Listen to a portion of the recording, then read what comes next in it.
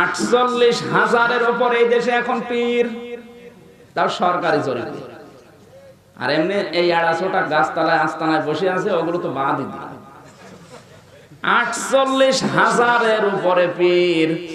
আমরা দেখতে পাচ্ছি এদেশে অধিকাংশ দরবারে যাবার পরে মানুষের চরিত্র ভালো হওয়ার পরিবর্তে আরো খারাপ হয়। দেখবেন অধিকাংশ দরবার গুলো থেকে বের হয়ে আসছে, আগে বিড়ি খেত না, এখন বিড়ি খায়। আগে বাবা খেত না, এখন বাবা খায়। বাবা মানে যেটা সবচাইতে বেশি আসে এই দিক থেকে। আমার বাড়ি কুষ্টিয়া, লালন শাহর মাজারের পাশে। অনেকে কিন্তু ভালো হওয়ার নিয়তে চট্টগ্রাম বিভাগ থেকে যায় যে আল্লাহর ওলির কাছে যাচ্ছি, কিন্তু ওখানে কোরআন চলে না, কোরআনের কোনো কর্মসূচি ওখানে নেই। আমার মনে হয় সারা বাংলাদেশ করি আপনি যতটুকু গাঁজা পাবেন তার চাইতে বেশি গাঁজা পাওয়া যাবে মাজারে, ছড়াছড়ি।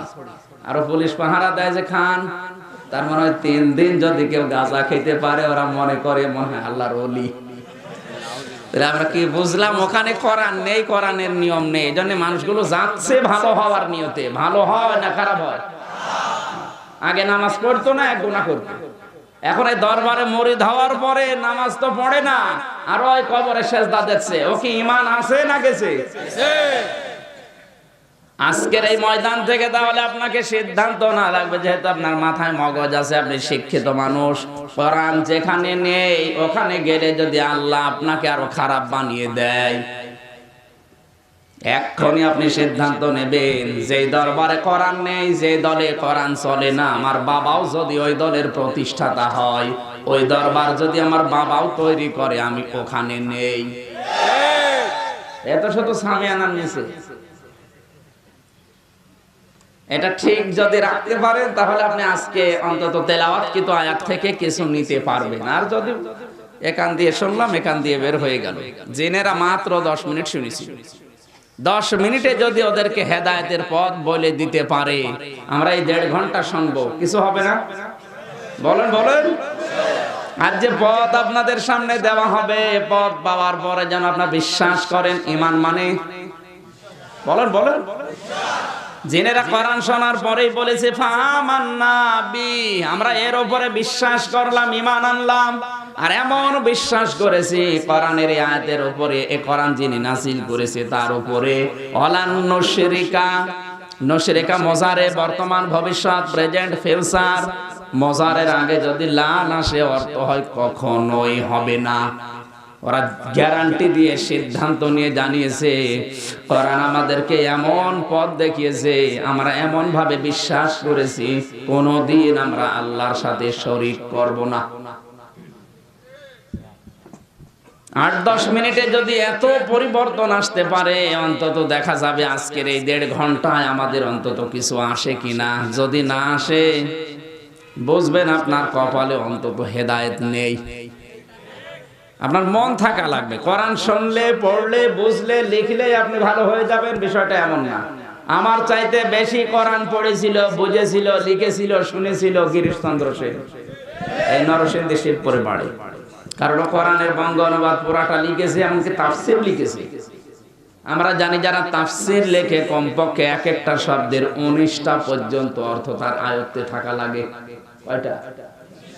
কারণ যে অর্থ যেখানে ব্যবহার হবে ওইটা ওই জায়গায় আপনাকে সেট করা লাগবে।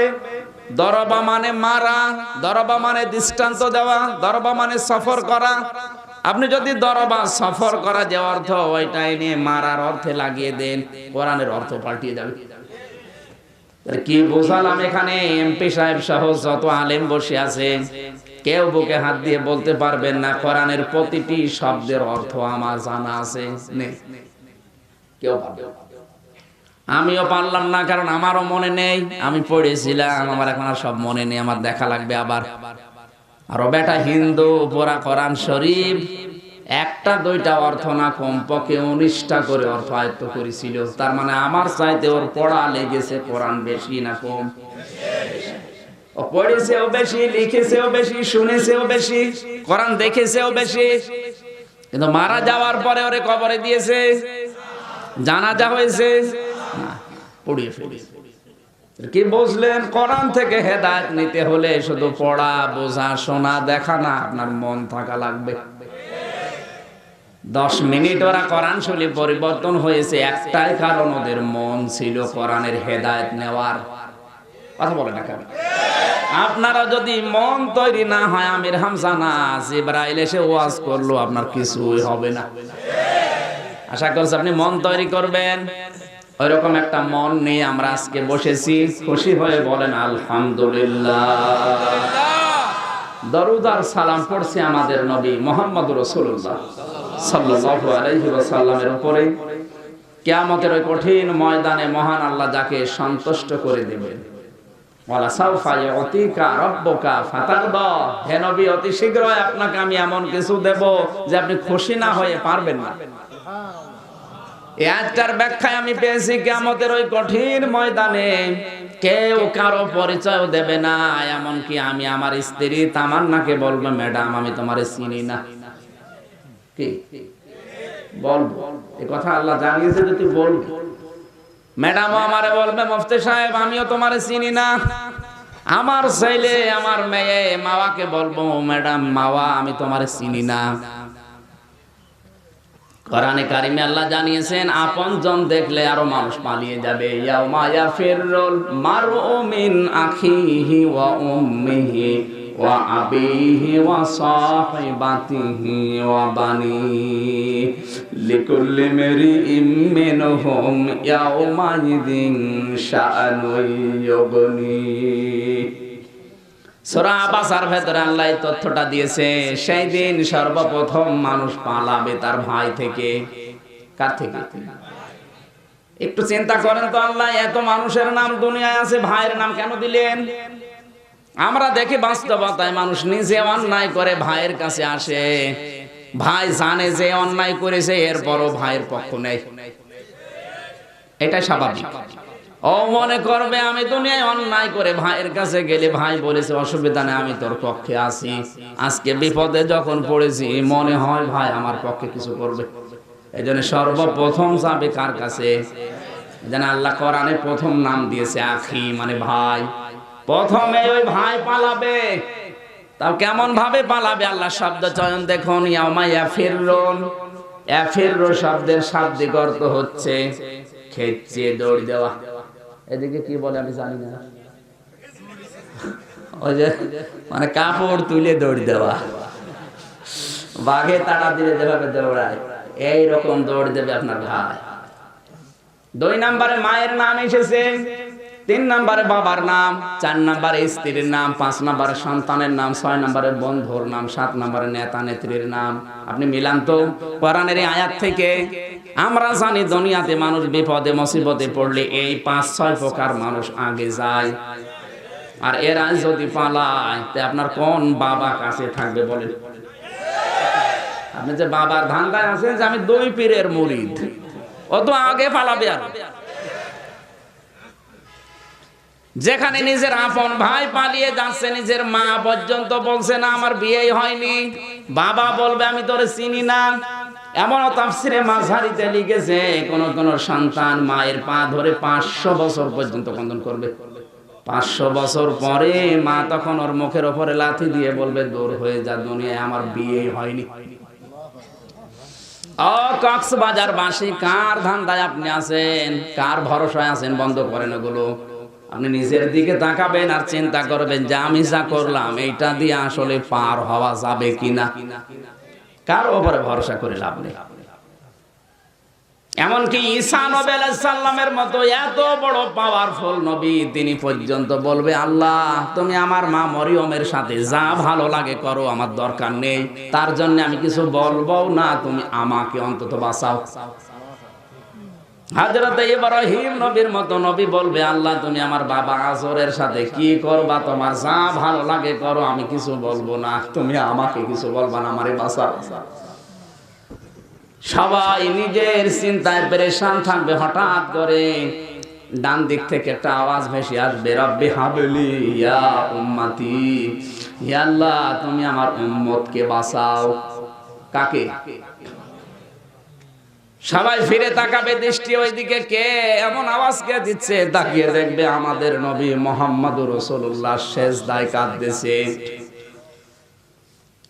তিনি কিন্তু নিজের কথা বলেন না। তিনি বলবেন না আল্লাহ তুমি রাবিয়া বসরিকে বাঁচাও, তিনি বলবেন না আল্লাহ তুমি আমির হামজাকে বাঁচাও, তিনি ডাক দিয়ে বলবেন মাবুদ তুমি আমার উম্মতকে বাঁচাও। কোন উম্মত? যে উম্মত ইয়াবার ব্যবসা করে না, মানে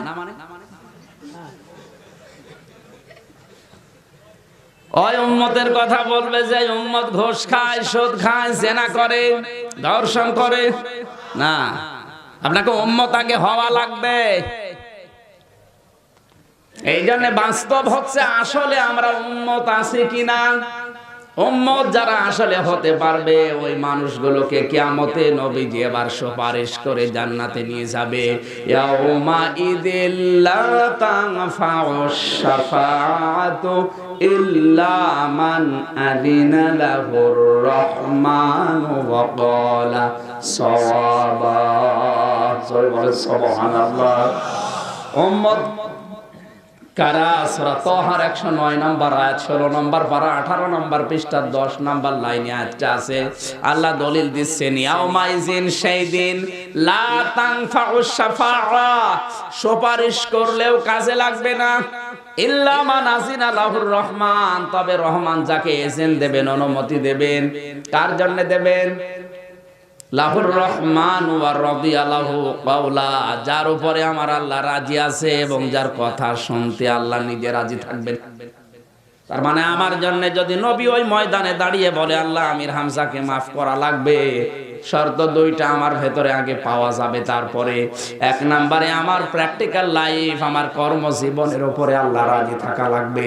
এমনকি আমি যে কথাবার্তারা বলি ওই কথা উপরও আল্লাহ রাজি থাকা লাগবে। আপনি এবার নিজের দিকে তাকিয়ে ভাবেন তো আপনি আসলে সুপারিশ পাবেন কিনা। আপনার এই 60 বছর 70 80 বছরের জীবন আমার আল্লাহ যে দিলেন, এই জীবনের উপরে আল্লাহ যদি রাজি থাকে, এমনকি এই 60 বছরে যে কথাবার্তাগুলো বলেছেন এই কথার উপরও আল্লাহ যদি খুশি থাকে, তাহলে সুপারিশ করলে কাজে লাগবে।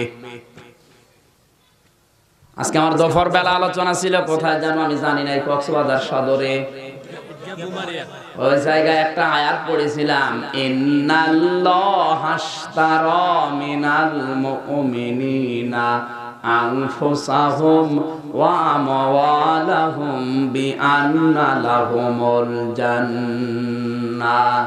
সূরা তাওবার 111 নম্বর আয়াতের প্রথম অংশে আছে, অবশ্যই আমি আল্লাহ ক্রয় করে নিয়েছি, কিনে নিয়েছি মুমিনদের কাছ থেকে তাদের জান এবং মাল বিনিময়ে আমি আল্লাহ মূল্য হিসাবে জান্নাত দিয়ে দিয়েছি। সুবহানাল্লাহ। যারা বললেন আপনি মনে হয় না বুঝে বলেছেন না, আপনি বুঝলে সুবহানাল্লাহ বলতেন না, আপনি দুপুর বেলা ছিলেন না তো। শব্দটা আমি পড়েছিলাম ইন্নাল্লাহা আশতারা, অবশ্যই আমি আল্লাহ কিনে নিয়েছি। এখানে ক্রেতাকে বলেন বলেন, আল্লাহ নিজে ক্রেতা, বিক্রেতা না, মুমিন। হ্যাঁ, আল্লাহ তো যার তার কাছ থেকে তার জীবন আর সম্পদ কিনতে চায় তা না। আল্লাহ যদি সবার সম্পদ কিনতে চায় তাহলে কারণেরটাও কিন্তু আপনার চাইতে টাকা কারণের কম ছিল না, কম ছিল। ইন্না কারুনা কানা মিন কওমি মূসা ফাবাগা আলাইহিম ওয়া আতাইনাহু মিনাল কুনুজি মা ইন্না মাফাতিহাহু লাতানু বিল উসবাতি ওয়ালিল কুব্বা ইয ক্বালা লাহু কওমুহু লা তাফরাহ ইন্নাল্লাহা লা ইউহিব্বুল ফারিহিন।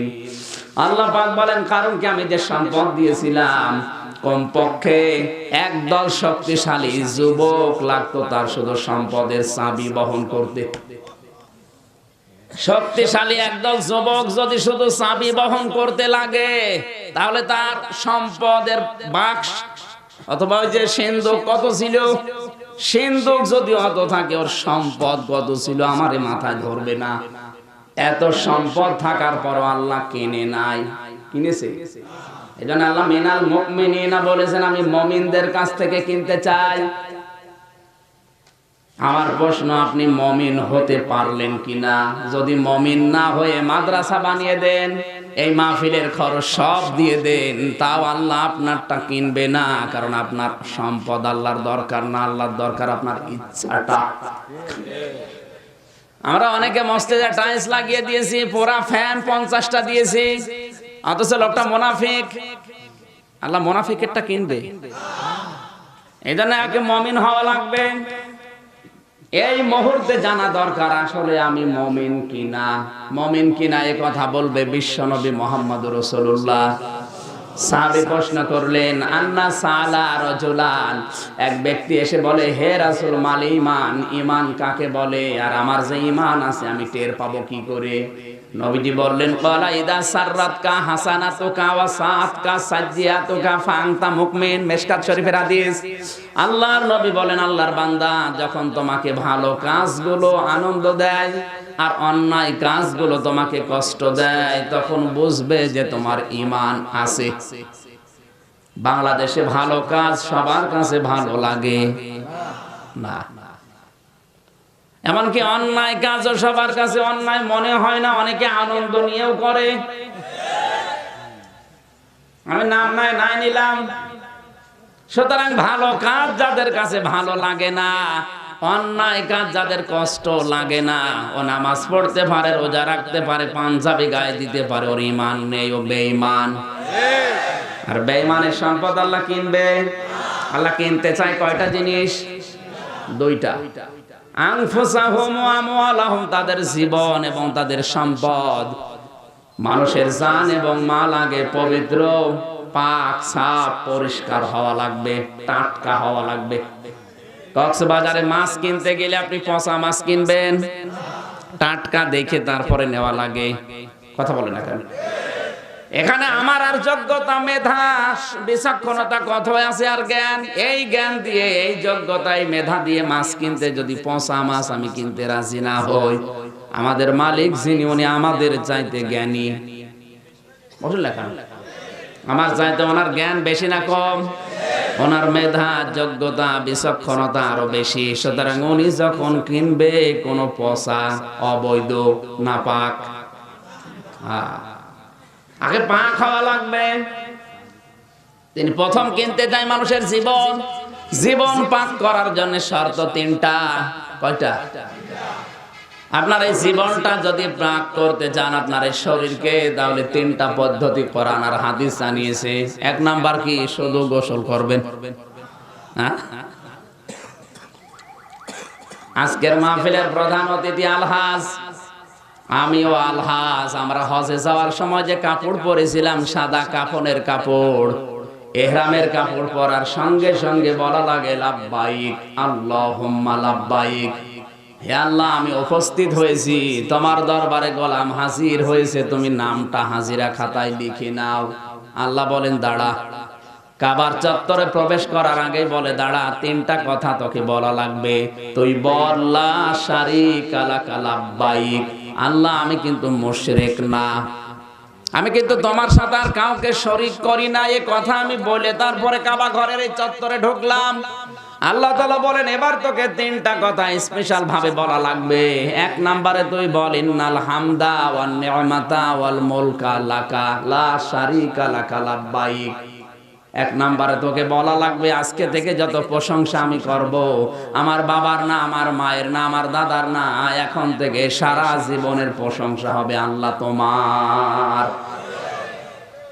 2 নম্বরে আপনাকে বলা লাগে, যত নিয়ামত তুমি আমাকে দিয়েছো, সব নিয়ামত আমি তোমার জন্য আজকে থেকে ব্যয় করব।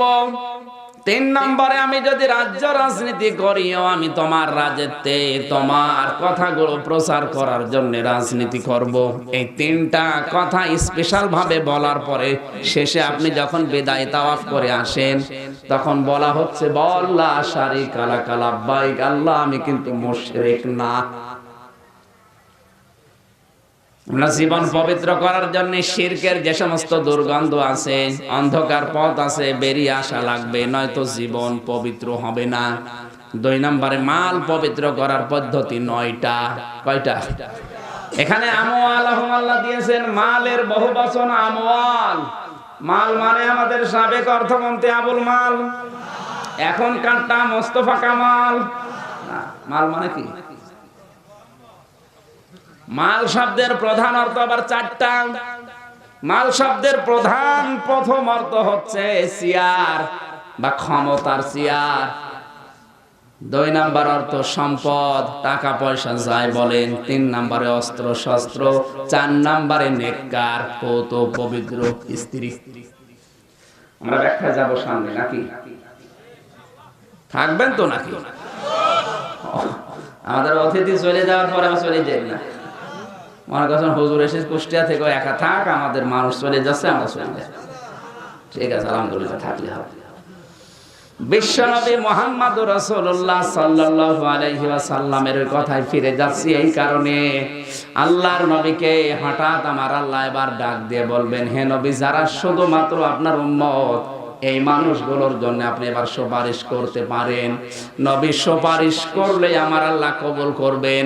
হঠাৎ করে সামনে দেখা যাচ্ছে পর্দা পড়ে গেছে। বিশ্বনবী বলবেন, হে আল্লাহ, তুমি পর্দা ফেলে দিলে, এগুলো তো আমার উম্মত। আওয়াজ আসবে গায়েব থেকে, না, এগুলো দেখতে আপনার উম্মতের মতো মনে হচ্ছে, কিন্তু আপনি দুনিয়া থেকে বিদায় নেওয়ার পর আপনার রেখে আসা ইসলাম এরা উলট পালট করে ফেলেছিল। আর যেটা সবচাইতে বেশি হচ্ছে বাংলাদেশ, ভারত আর পাকিস্তানে। আমি বিশ্বের বহু দেশে ঘোরাফেরা করে দেখেছি, বানানো ইসলাম বেশি চলে বাংলাদেশ, ভারত আর পাকিস্তানে। আবেগে এমন এমন নীতি নিয়ম এই দেশে ইসলাম মনে করে মানুষ পালন করছে, যেটা ইসলামের হর্ষায়ের ভেতরেও নেই, আসলেই নেই। আমি একটা কথা বলছি উদাহরণ হিসাবে, একটু দেখেন তো, এই যে মানুষ মারা গেলে খানা করে না, না এলাকায় সব নেই। সাইমন সরোয়ার কমল এমপি, উনি যদি ওনার মৃত বাবা উসমান সরোয়ারের জন্য কোনো দান সাদগা করে, কিছু করে, মৃত মানুষের পক্ষ থেকে সেটা করা হয়, ওইটার নাম হচ্ছে আরবিতে সাদাকা। নাম কি? সাদকার মাল খাওয়া যায় হচ্ছে এতিম আর মিসকিনের জন্য। উনি 10,000 লোককে খাওয়াবে।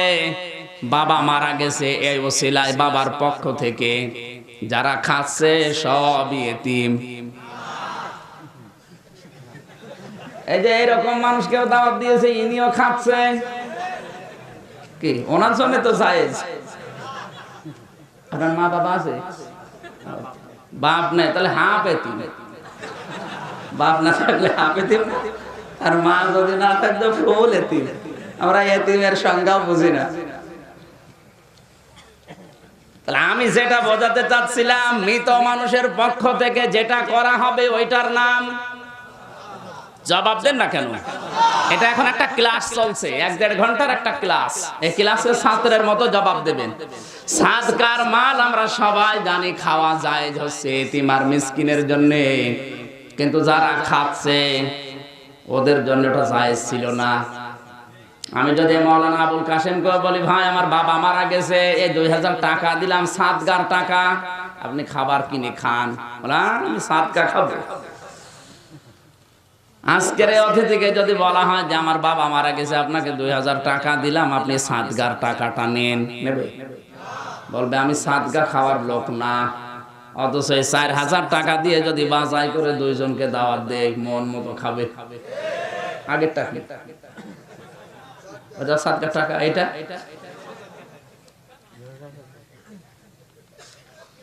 এই যে এরকম বানানো ইসলাম গুলো বানিয়েছেন আপনি খাওয়ার জন্য।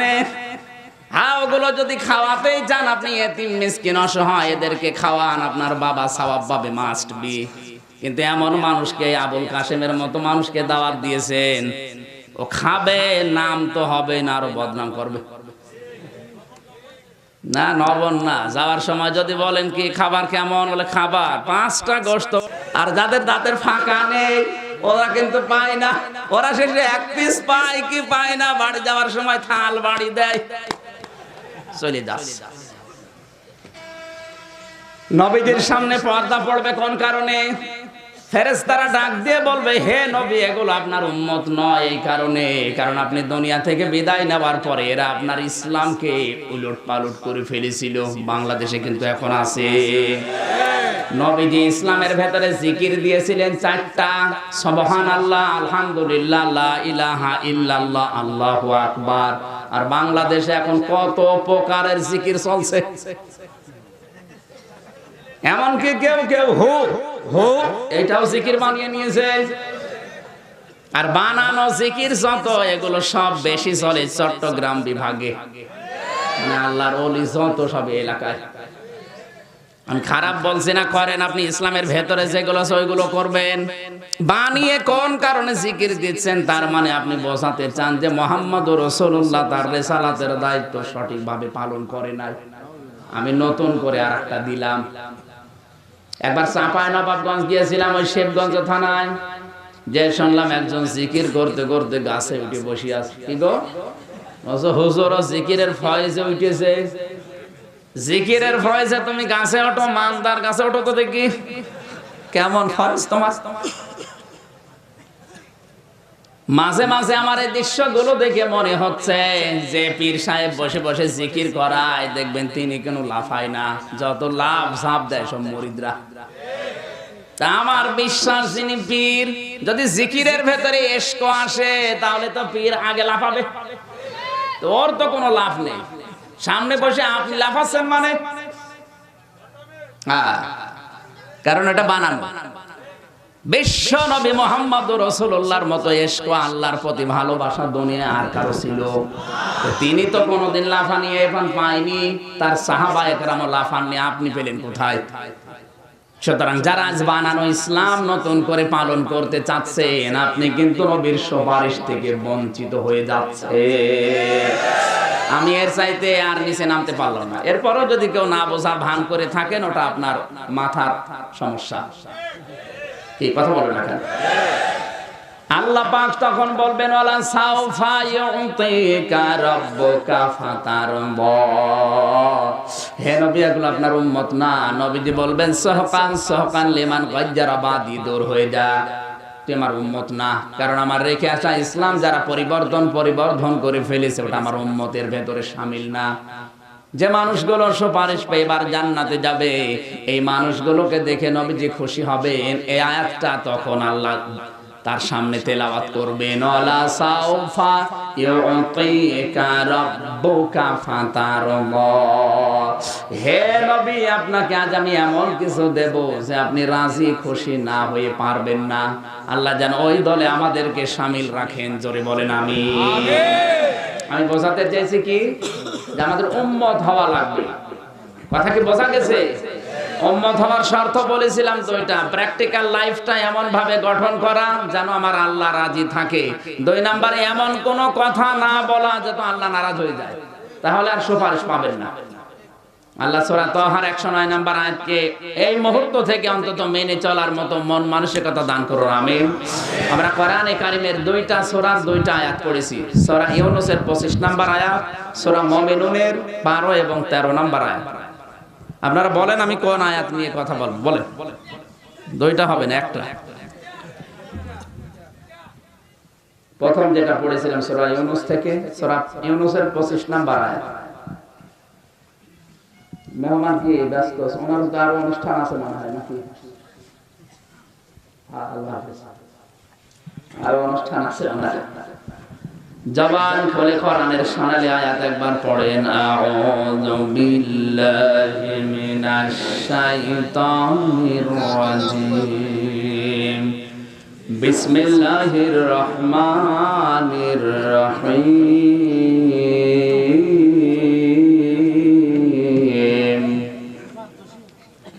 আল্লাহু ইয়াদউ ইলা দারিস সালাম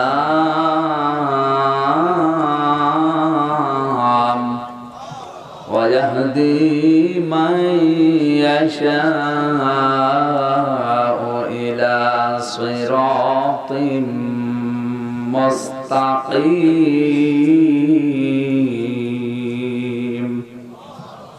সূরা ইউনূস কোন সূরা? সবাই বলেন। এটা একটা নবীর নাম। ইউনূস আলাইহিস সালামকে সবচাইতে তার জীবনের পরিচিত যে ঘটনাটা আমরা জানি, মাছে তাকে খেয়ে ফেলেছিল। কিসে? হযরত ইউনূসের নামে আল্লাহ সূরা দিলেন, অথচ মাছের ওই কাহিনী এই সূরার ভেতরে নেই। এই সূরার ভেতরে আছে এই পৃথিবীর সবচাইতে বড় জালেম স্বৈরাচার ফেরাউনের কাহিনী। নাম একরকম, কিন্তু কায়দা করে আল্লাহ সাজিয়েছেন অন্য বিষয়গুলো। তার ভেতরে অন্যতম হচ্ছে ফেরাউন যে ডুবে যাচ্ছিল, ওই কাহিনীটা সবচাইতে সমালোচিত, আলোচিত বেশি। আল্লাহ তাআলা এই ঘটনাটা সূরা ইউনূসের ভেতরে কেন আনলেন? কোরআনে কারীম জানিয়েছে, হাত্তা ইযা আদরাকাহুল গরাকু ক্বালা আমানতু আন্নাহু লা ইলাহা ইল্লাল্লাযী আমানাত বিহি বানু ইসরাঈল ওয়া আনা মিনাল মুসলিমিন।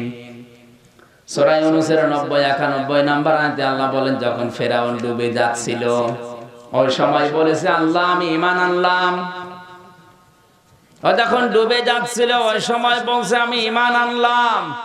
হাত্তা ইযা দারাকাহুল গরাক ক্বালা আমানতু, আমি ঈমান আনলাম আন্নাহু লা ইলাহা না ইল্লাল্লাহ বলতে পারেনি। লা ইলাহা এ পর্যন্ত বলার পরে জিবরাইলের মুখের ভেতরে কাদা লাগিয়েছে। ইল্লাল্লাহ না বলে ইল্লাল্লাযী বলেছে, কারণ ফেরাউন সরাসরি আল্লাহকে ডাকে নাই। আয়াতের ভেতরে আল্লাহ শব্দটা আপনি পাবেন না। একটু খেয়াল করেন তো, পুরো আয়াতের ভেতরে আল্লাহ শব্দটা আছে কিনা? হাত্তা ইযা আদরাকাহুল গরাকু ক্বালা আমানতু আন্নাহু লা ইলাহা ইল্লাল্লাযী আমানাত বিহি বানু ইসরাঈল ওয়া আনা মিনাল মুসলিমিন। শব্দ খেয়াল করে পড়া লাগবে, কোরআন তো এমনি পড়ার জিনিস না। আল্লাহ রাব্বুল আলামিন বলেন, যখন ডুবে যাচ্ছিল ও কোনদিন আমি আল্লাহকে আল্লাহ বলে ডাক দেয়নি, এখনো পর্যন্ত আল্লাহ বলে ডাক দিচ্ছে না। এইজন্য যারা কমিউনিস্ট ওরা সরাসরি আল্লাহকে আল্লাহ বলে ডাকতে চায় না, ঘুরিয়ে পেঁচিয়ে ডাকতে চায়। দেখবেন আল্লাহু আকবার লেখে না লেখে, আল্লাহু আকবার না লেখে সর্বশক্তিমান লিখে দিয়েছে। তোরা আল্লাহ লিখতে সমস্যা কি?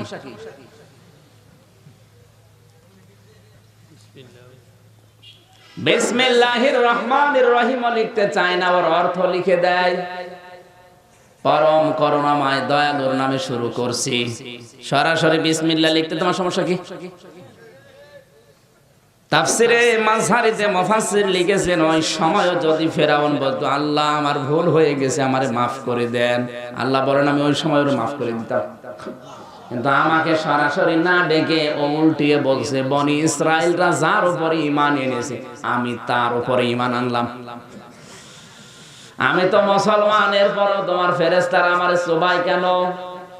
আল্লাহ পাক এবার ডাক দিয়েছেন, আল আনা ওয়া ক্বাদ আসাইতা ক্বাবলু ওয়া কুনতা মিনাল মুফসিদিন। এখন, এর আগে তো তুমি সবচাইতে বড় সন্ত্রাসী ছিলে, বড় স্বৈরাচার ছিলে। তোর কারণে আমার হাজার হাজার বান্দা বান্দি ঘরে ঘুমাতে পারে নাই। এইজন্য যারা অত্যাচারী, যারা স্বৈরাচার, যারা সন্ত্রাস, ওই মানুষগুলো যদি ঈমান আনার জন্য জীবনের শেষ সময়ে চেষ্টাও করে, আল্লাহ তার ঈমান আর গ্রহণ করে না, তার ওই জুলুমের কারণে। এই তথ্যটা আছে সূরা আহজাবের 56, 57, 58 নাম্বার আয়াতে। আল্লাহ পাক বলেন, আল্লাযীনা ইউযুনাল মুমিনিনা ওয়াল মুমিনাতি বিগাইরি মাকতাসাবু ফাকাদ ইহতামালু বুহতানা ওয়া ইসমান মুবিনা। এই পৃথিবীতে যে মানুষ আমি আল্লাহর মুমিন বান্দা এবং মুমিন বান্দীদেরকে বিনা কারণে তাদেরকে কষ্ট দেয়, বিনা কারণে তাদের উপরে দোষ চাপিয়ে তাদেরকে অপমান করে, অপদস্থ করে, আমি আল্লাহ বলছি ওই মানুষগুলো যেন প্রকাশ্য পাপের বোঝা বহন করে ঘুরে বেড়ায়। আমার তো এই আয়াত পড়ার পরে মনে হচ্ছে এটা বাংলাদেশের জন্য না, এটা ভারতের জন্য। অবশ্য ঠিক কোন এলাকায় আসলাম যারা বিনা কারণে বিনা দোষে কোনো মুমিন নারী পুরুষের উপরে অপবাদ চাপিয়ে দেয়, যে কাজ সে করে নাই ওই কাজে তাকে দোষী করে তাকে দুনিয়া থেকে অপমান করে, অপদস্থ করে, তাকে কষ্ট দেয়, সে পাপের বোঝা প্রকাশ্য গ্রহণ করে ঘরে, কিন্তু সে দেখতে পাচ্ছে না। দেখতে যেদিন পাবে সেদিন ফেরেশতারা বলবে আলা সামা ইয়াসিরুন, কত নিকৃষ্ট বোঝা এই হাসিমি বহন করে নিয়ে বেড়াচ্ছে। এরে বলছে এমনি এ না। সূরা নেসার 112 নম্বর আয়াতে আছে, এটা সূরা নেসা 112 নম্বর আয়াত 5 নম্বর পারা 15 নম্বর পৃষ্ঠার 10 নম্বর লাইনে পাবেন। অমাই ইয়াকসিব খাতিআতান আও ইসমান সুম্মা ইয়ারমি বিহি বারিয়ান ফাকাদ ইহতামালা বুহতানা ওয়া ইসমাম মুবিনা। দুনিয়াতে এমন অনেক মানুষ আছে যারা নিজেরা অন্যায় করে, আর অন্যায়টা যখন হয়ে যায় তখন একটা ভালো মানুষের মাথার উপরে দোষটা চাপিয়ে নিজে ভালো সাজে। আপনি সত্যি করে বলেন তো, বাংলাদেশে চরিত্রের মানুষ আছে না নেই? এই চরিত্রের যারা আছে এরা সরাসরি আর আমার আল্লাহর মামলার আসামি। এখানে যদি থাকেন হাত তোলেন তো দেখি। না, এখানেও এগুলো আসবে না। যারা বিনা কারণে মানুষের উপরে দোষ চাপিয়ে নিজে ভালো সাজে, এই মানুষগুলো যে আল্লাহর মামলার আসামি। কোথায় পাবেন? সূরা শুরা 25 নাম্বার পারা 6 নাম্বার পৃষ্ঠা 13 নাম্বার লাইনের 42 নাম্বার আয়াতের প্রথম অংশে আছে, ইন্নামাস সাবিলু আলাল্লাযিনা ইয়াজলিমুনান নাস।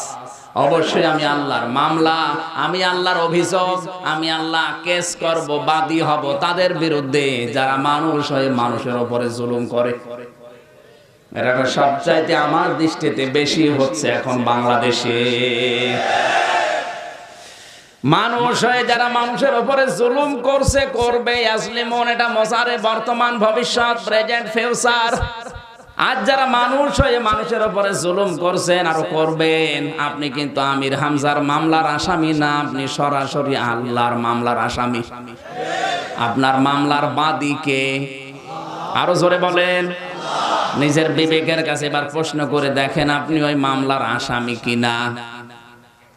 ফেরাউনকে বলেছিল আল্লাহ, এখন তোর কারণে হাজারো বান্দা বান্দি ঘরে ঘুমাতে পারে নাই, হাজার হাজার মানুষ তোর ভয়ে অত্যাচারে দেশ থেকে পালিয়ে গেছে, তোকে আজ আমি ছাড়বো না। ফালিয়াও মানুনাজ্জি কাবি বাদানিকা লিতাকুনা লিমান খালফাকা আয়া, তোকে আমি ছাড়বো না, তোর এই শরীরটা আমি নষ্ট করব না। মেডিসিন লাগবে না, ঔষধ লাগবে না, পানিতে খাবে না, মাছে খাবে না, মাটিতে বসবে না, কিয়ামত পর্যন্ত আমি তোরে সটকি দিয়ে রাখলাম। লিমান খালফাকা আয়া, পেছনে যারা আসবে দুনিয়ায় তারা যেন তোকে দেখে শিক্ষা নিতে পারে যে স্বৈরাচার হলে আল্লাহ এরকমই করে।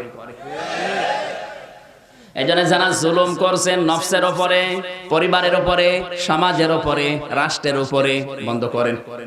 আপনাকে আমি বাঁচার জন্য বললাম। এখন যদি উল্টা বোঝেন, সবকিছু উল্টা বুঝলে ফল ভালো হয় না। দাদা একটা গল্প বলছিল, একটা লোক উল্টো করে জামা গায়ে দিয়েছে, সামনের বোতাম পেছনে দিয়েছে, পেছনেরটা দিয়েছে সামনে। মোটর সাইকেল চালাচ্ছে সেই রকম স্পিডে, বাসের সাথে ধাক্কা লেগে পড়ে আছে।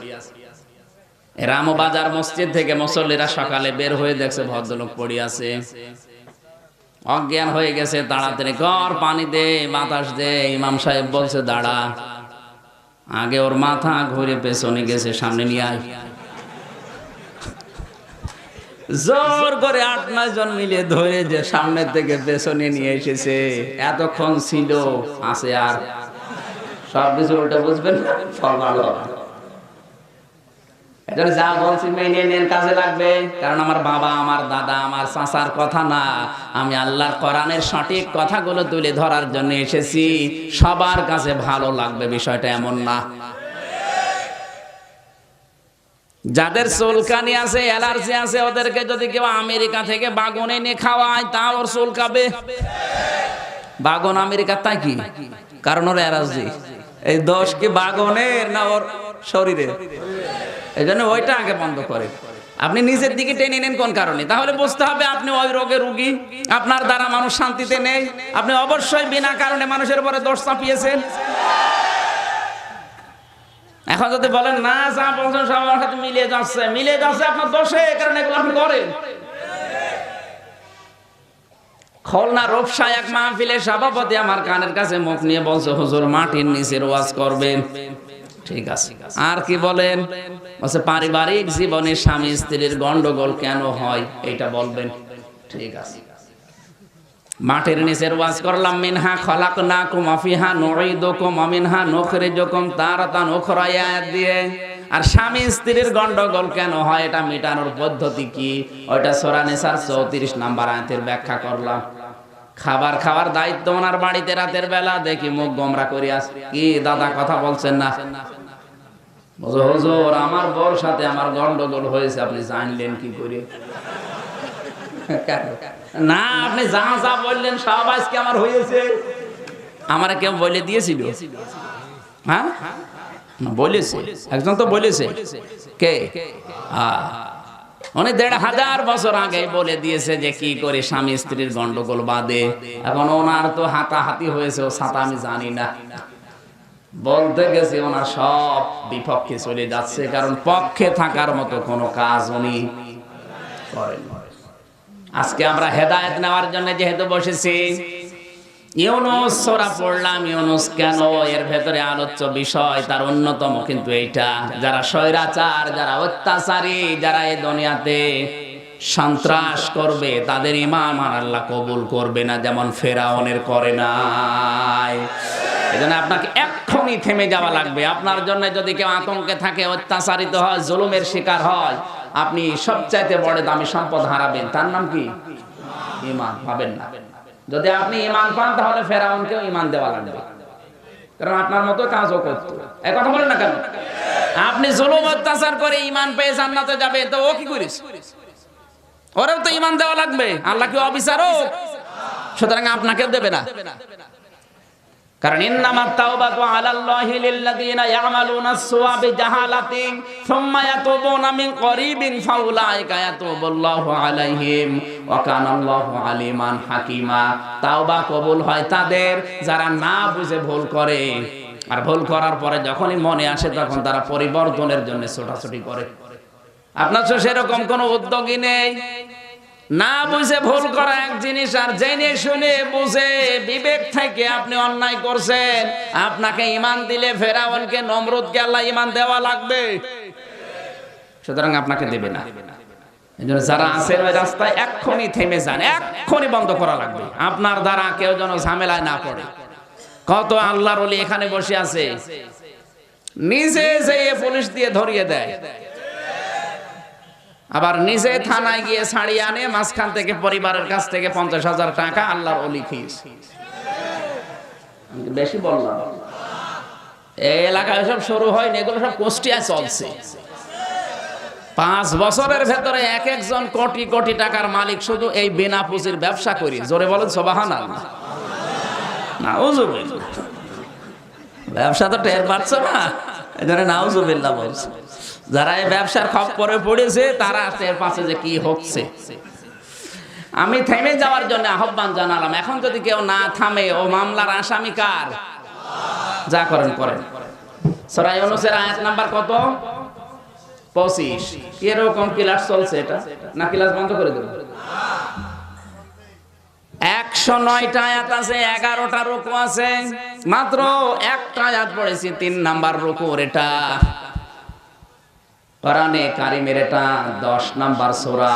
কত? জবান খুলে কোরআনের এই সোনালী আয়াতটা আপনি একটু পড়েন। আউযু বিল্লাহি মিনাশ শাইতানির রাজিম। বিসমিল্লাহির রহমানির রহিম।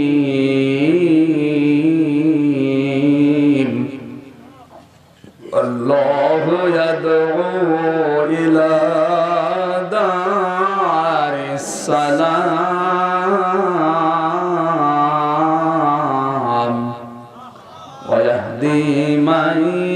ইয়াশাউ ইলা সিরাতিম মুস্তাকিম। সাদাকাল্লাহুল আযীম। আল্লাহ পাক বলেন, আল্লাহ আমি আল্লাহ ইয়াদউ তোমাদেরকে ডাক দেই ইলা দারিস সালাম শান্তির নিড়ের দিকে।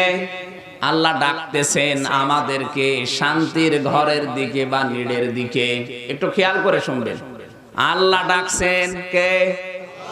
ইয়াদউ ইলা মানে দিকে, দার মানে ঘর, সালাম মানে শান্তি। সালাম মানে আল্লাহ ডাক দিচ্ছেন সালামের ঘরের দিকে। এখানে সালাম নামে কেউ আছেন? কয় হাত তোলেন তো। ওই যে একজন সালাম আপনার বাড়িতে, আমাদের সবাই আল্লাহ ডাক দিয়েছেন দাওয়াতের জন্য, চলেন এবার। এই সালাম ওই সালাম না, ওইটা হচ্ছে আব্দুস সালাম। আর যিনি ডাকছেন ওসে আসল সালাম। আল্লাহর নাম কি বলেন না কেন? আল্লাহর নাম শুধু সালাম না, আসসালাম। ঢাকা বিশ্ববিদ্যালয়ের মতো জায়গায় এত বড় পজিশন নিয়ে বসে আছে, সাম এবং আসসালামের পার্থক্য বোঝে না। এটা রাম ছাগলের বাবা। এদেশের ট্যাক্স নিয়ে ওরে বেতন দেওয়া গোনা হবে। এরকম পাগল ছাগল মাথা মোটা এগুলো ওখান থেকে সরানো দরকার নাই। জাতি অনেক কিছু হারিয়ে ফেলছে। আপনি চিন্তা করেন, যেখানে আসসালামু আলাইকুম মানে তুই মর, তুই ধ্বংস হ, আসসালামু আলাইকুম মানে মহান আল্লাহ তোমাদের উপরে শান্তি নাজিল করুন, আকাশ আর পাতাল হয়ে যায়। এতটুকু শব্দের পার্থক্য বেটা বোঝে না, একটা বিভাগের ডিন হয়ে বসে আছে। এখনই যদি এগুলো পরিবর্তন করা না হয়, আগামী 10 বছরের ভেতরে ওর হাত থেকে যা বের হবে সব হবে নাস্তিক। যেগুলো আল্লাহর নামের পার্থক্য বুঝতে পারে না। আল্লাহ পাক বলেন, আমি ডাক দিয়েছি এমন ঘরের দিকে যে ঘরে প্রবেশ করলে শান্তি। সেই ঘরের নাম ইসলাম। নাম কি? বলেন বলেন। ইসলাম নামক যে ঘর, আমি এবার বাস্তবে নিয়ে যাই এই ঘরটা। এই পৃথিবীতে কেউ যদি একটা ঘর বানায়, কমপক্ষে ঘরের কি লাগে?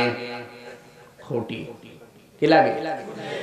আমি যে ঘরটা বানিয়েছি ইসলাম দিয়ে 4টা খুঁটি দিয়েছি, কারণ একটা ঘর বানাতে 4টা খুঁটি অন্তত লাগে না? এই 4টা খুঁটির 1 নাম্বার খুঁটির নাম হচ্ছে ঈমান, 2 নাম্বার খুঁটির নাম হচ্ছে সৎকর্ম, 3 নাম্বার খুঁটির নাম সমাজনীতি, 4 নাম্বার খুঁটির নাম পরিবার নীতি। খুঁটি হলেই ঘর হয় না, এই খুঁটির চারিদিকে বেড়া দেওয়া লাগে। আসতে বলে, এই খুঁটি হলে হবে ঘর, বেড়া দেওয়া লাগবে না। এই ঘরটা আমার আল্লাহ যে বানিয়েছেন ইসলাম নামক ঘর, শান্তির নীড়। এই ঘরের ভেতরে 4টা বেড়া আছে। প্রথম বেড়ার নাম হচ্ছে নামাজ, 2 নাম্বার বেড়ার নাম যাকাত, 3 নাম্বার বেড়ার নাম রোজা, 4 নাম্বার বেড়ার নাম হচ্ছে হজ। শুধু বেড়া হলে আর খুঁটি হলে হবে না, এর উপরে চাল দেওয়া লাগবে। চাল বা ছাদ লাগবে না? কমপক্ষে 4টা চাল লাগে একটা ঘর বানাতে গেলে। আমি কোরআন এবং হাদিস থেকে সামারাইজ করে 4টা চাল বের করেছি। 1 নাম্বার চালের নাম হচ্ছে রাজনীতির চাল, লাগবে। 2 নাম্বারে অর্থনীতির চাল, 3 নাম্বারে সাংস্কৃতিক চাল, 4 নাম্বারে যুদ্ধনীতির চাল। শুধু চাল হলেই ঘর হয় না, দরজা লাগে। ইসলাম নামক শান্তির যে ঘরটা আমি বানিয়েছি কোরআন দিয়ে হাদিস দিয়ে, এই ঘরের দরজা একটা, নাম হচ্ছে লা ইলাহা ইল্লাল্লাহ মুহাম্মাদুর রাসূলুল্লাহ। শুধু দরজা হলেই ঘর হবে না, ঘরের ভেতরে থাকতে হলে জানালা দেওয়া লাগবে। কয়টা? একটা ঘরের কমপক্ষে 2টা জানালা দেওয়া লাগে। একটা দিয়ে বাতাস প্রবেশ করবে আর একটা দিয়ে বের হবে। কথা বলে না কেন? এই ধরো জানালা আমি দিয়েছি, মুআমালাত একটা, মুআশারাত একটা। শুধু জানালা হলেই ঘর হয় না, জানালার পরে লাগে ভেন্টিলেটর। এলাকা ঘর হয় না। ভেন্টিলেটর কমপক্ষে 3 থেকে 4টা দেওয়া লাগে। এই যে ঘরের বর্ণনা দিলাম, এই ঘর যদি এভাবে আমরা সাজাতে পারি, আল্লাহ পাক বলেন এখানে প্রবেশ করলে এমন শান্তিতে রাখবো যেটা দুনিয়ায় তুলনা করা সম্ভব না। ওয়াহদি মাইয়াশাউ ইলা সিরাতিম মুস্তাকিম, আমি আল্লাহ যাকে ইচ্ছা তাকে স্থায়ীভাবে সঠিক পথ দান করি। সিরাতে মুস্তাকিম মানে কি? সহজ সরল পথ আমরা জানি, এজন্য নামাজের ভেতরে বলা হয় ইহদিনাস সিরাতাল মুস্তাকিম। আসলে সিরাতে মুস্তাকিম মানে সহজ সরল পথ, এটা না। সিরাতে মুস্তাকিম মানে স্থায়ী সঠিক পথ। আপনি নামাজে কিন্তু এটা 17 বার কমপক্ষে বলেন প্রতিদিন যে ইহদিনাস সিরাতাল মুস্তাকিম, আমাকে সহজ সরল সঠিক স্থায়ী পথ দেখাও। স্থায়ী পথ দেখাবে কথা বলার পরেও যদি আপনি অস্থায়ী পথে চলে যান, আপনি এই শান্তির ঘরে প্রবেশ করতে পারবেন না। আল্লাহ যে ঘর দিয়েছে তার নাম বলেন না কেন? আমাইয়াবতাগি গায়রাল ইসলামি দীনান ফালা ইউকবালা মিন ওয়া হুয়া ফিল আখিরাতি মিনাল খাসিরিন। আমি আল্লাহ পাক যে ঘর বানিয়েছে ইসলাম, এই ইসলাম বাদ দিয়ে দুনিয়ার কোন নিয়ম নীতি দিয়ে যদি আমাকে রাজি করতে চাও, ওটা আমি আল্লাহর দরবারে কবুল হবে না। আর আখিরাতে তুমি সব চাইতে বড় ক্ষতিগ্রস্ত হবে। জোরে বলেন নাউজুবিল্লাহ। ইন্নাদ-দীনা ইনদাল্লাহিল ইসলাম, আল্লাহর কাছে মনোনীত একটাই মাত্র জীবন ব্যবস্থা, একটাই ধর্ম, তার নাম ইসলাম। তার নাম কি? আল-ইয়াওমা আকমালতু লাকুম দীনাকুম ওয়া আতমামতু আলাইকুম নি'মাতি ওয়া রাদিতু লাকুমুল ইসলামা দীনা। আমি আল্লাহ এই পৃথিবীতে ইসলামকে পরিপূর্ণ করে দিলাম। কিয়ামত পর্যন্ত ইসলামে নতুন করে কিছু দেওয়া লাগবে না, আর ইসলাম থেকে কেউ কিছু বাদও দিতে পারবেন না। আজ অনেকে ইসলাম থেকে অনেক কিছু বাদ দেওয়ার ধান্দায় আছে, এই কথা বলা লাগবে। এমনকি নতুন নতুন নিয়ম নীতি ইসলামের ভেতরে প্রবেশ করি, ওইটাও ইসলাম বলে চালাতে চেষ্টা করছে। আল্লাহ আকমাল তো কোন কারণে দিয়েছেন? আমি আজকে পরিপূর্ণ করে দিলাম। এমনকি আমার যত নিয়ামত ছিল সব আমি তোমাদের জন্য ঘোষণা করলাম এই কোরআনে। এজন্য কিয়ামত পর্যন্ত যত নিয়ামত মানুষ পাবে সব এখান থেকে পাওয়া লাগবে। এই নিয়ামত যত প্রকাশ পাবে তত আপনি আল্লাহকে চিনতে সহজ হবে। ১৫০০ বছর আগে যারা সূরা জিলজালের তাফসীর লিখেছে বা করেছে, ওনারা কিন্তু এখনকার যে সময় তাফসীর লেখা হচ্ছে এভাবে লিখতে পারে নাই, আর লিখলেও মানুষ বিশ্বাসও করতো না। আমি একটা উদাহরণ দেই, আমি এরপরে 33-34টা পেয়েছি। আল্লাহ পাক বলেন ফামাইয়ামাল মিসকালা যাররাতিন খায়রান ইয়ারা ওয়া মাইয়ামাল মিসকালা যাররাতিন শাররান ইয়ারা। কি বুঝলেন এখান থেকে? এখানে যারা পুরাতন আলেম বসে আছে জিজ্ঞাসা করেন, ওনারা বলবে দুনিয়ায় যদি কেউ ভালো কাজ মন্দ কাজ যাররা পরিমাণে করে, কিয়ামতের দিন আল্লাহ তাকে ওইটা দেবে। এত ওনারা পড়েছে, লিখেছে, পাশও করেছে এইটা করে, কিন্তু এখানে এরো মানে কিন্তু দেওয়া না, এরো মানে দেখা। এরো মানে কথা বলা লাগবে। আর দেওয়ার আরবি হচ্ছে আতা। এখানে তো আতা শব্দটা নেই, র আছে। ওনারা ওই সময় দেওয়া লিখলো কেন? কারণ ভিডিও ক্যামেরা আবিষ্কার হওয়ার আগে একটা জিনিস অতীত হয়ে যাওয়ার পরে আবার দেখা যায়, এইটা মানুষকে বোঝানো সম্ভব ছিল না। কথা বুঝতেছে? ওই সময় যদি ওনারা ইয়ার মানে দেখা করতো তাহলে কেউ বিশ্বাস করতো না। না, এত অতীত হয়ে গেছে, এটা আবার দেখা যাবে কোন কায়দায়, এজন্য বিশ্বাসও করতো না। সুতরাং ওই জামানায় ওনাদের তাফসীর ওই সময় ঠিক ছিল।